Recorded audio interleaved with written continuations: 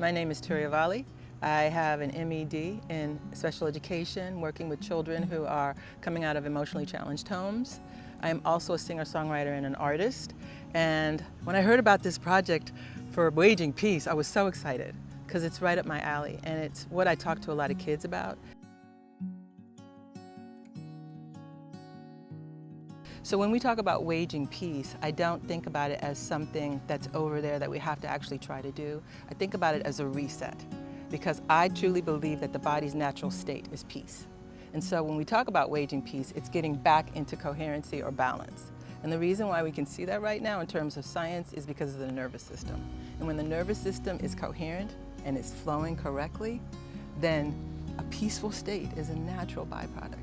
But what we're seeing right now is so much dysregulation within the body and the nervous system due to stress. And so people don't know that they're dysregulated. Stress is present. This becomes the normal. And so we just think this is our normal, but it's not. And what we're shown right now through so many studies and tests is that when we can get back to a place of coherency and balance, peace starts to flow because the body is in balance. So, yeah.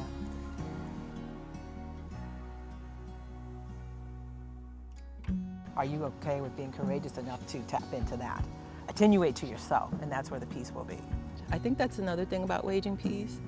You've got to be committed to it. It has to matter to you. If it becomes something where you're invested, then you actually put the time in, because what it took for me was seeing how life was going when I wasn't doing it. I had a fall, and it was an interesting day. So I was being very busy that day, but you couldn't have told me that because I was like in my thing. I had stayed up really, really late. I wasn't in the most aligned place in my own life. I was ignoring certain things. And I know people have busy lives. All I can say is that the universe stopped me. I go upstairs and all I'm doing is swabbing down the floor.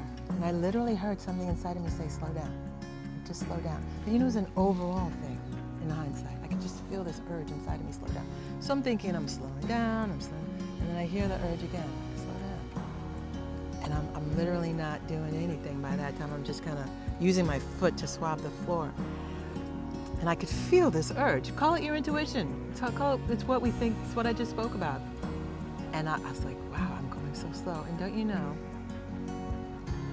it's an impossible thing. It just, no way it could have happened because I slip and fall and break my leg.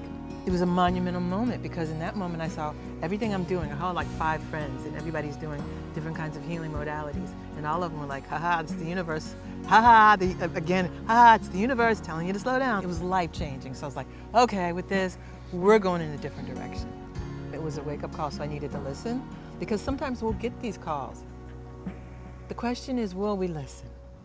And it just started dawning on me, like if we're able to follow our intuition and process the emotions as they're coming up, as opposed to them becoming blocked, then we're at a greater place of peace.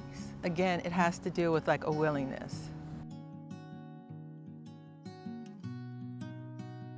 When you talk about unlearning patterns, sometimes in unlearning it, we have to take a look at what's inside, usually all the time.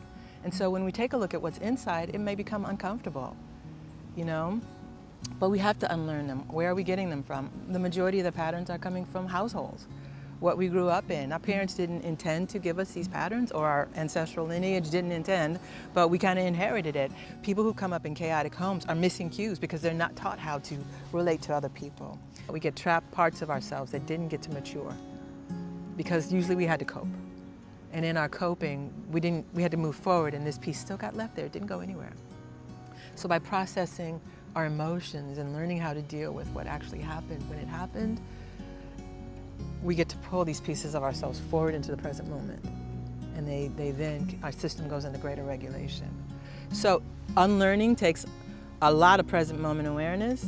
Unlearning is commitment and the right tools.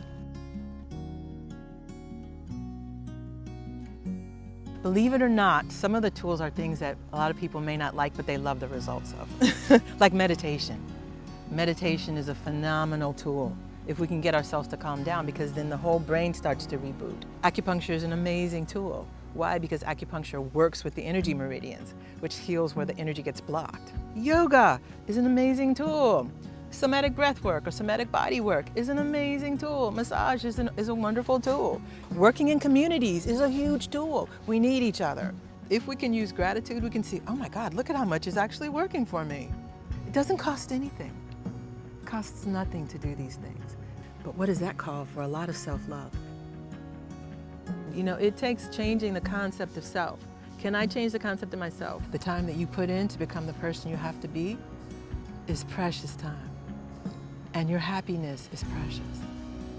It creates a much happier place, and you give other people permission to do the same. Listen to the voice, listen to your heart. They will know how to get you there. But that could also be about a lot of change to become the person that your highest potential is holding out to you.